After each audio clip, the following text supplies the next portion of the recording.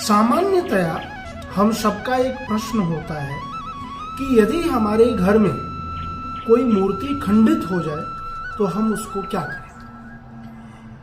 शास्त्रीय और वैदिक नियम के अनुसार यह माना जाता है कि यदि कोई हमारे घर में मूर्ति खंडित हो जाती है तो हम उसको गंगा जी पर प्रवाहित कर दें। आसपास के किसी नदी में नाला अर्थात कोई जल का स्रोत, साफ जल का स्रोत हो तो वहां प्रवाहित कर दें अथवा किसी पीपल आदि के पास में रख दें। किंतु इसके साथ साथ मैं आपको एक विशेष बात बताना चाहूंगा। यदि आपके घर में कोई ऐसी मूर्ति है जो पूर्वजों से चली आ रही है, प्राचीन परंपरा से चली आ रही है, तो यह मेरा मत है तथा ये एक भावनात्मक स्वरूप में भी आप इसको स्वीकार कर सकते हैं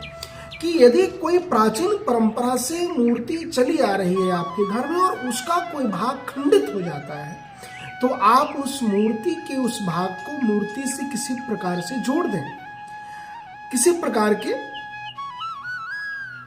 चीज के द्वारा उसको जोड़ दें। तो उससे क्या होगा, आप देखिएगा उस मूर्ति की पूजा से आपको अत्यधिक प्रभाव प्राप्त होगा, अत्यधिक उस मूर्ति पूजा का फल आपको प्राप्त होगा। तो मैं आपको यही कहना चाहूंगा कि सामान्यतः आप नियम पालन करें, किंतु विशेष रूप से यदि कोई प्राचीन मूर्ति है तो आप उस मूर्ति के खंडन को स्वीकार कर और उस मूर्ति को पुनः जोड़कर उसकी आराधना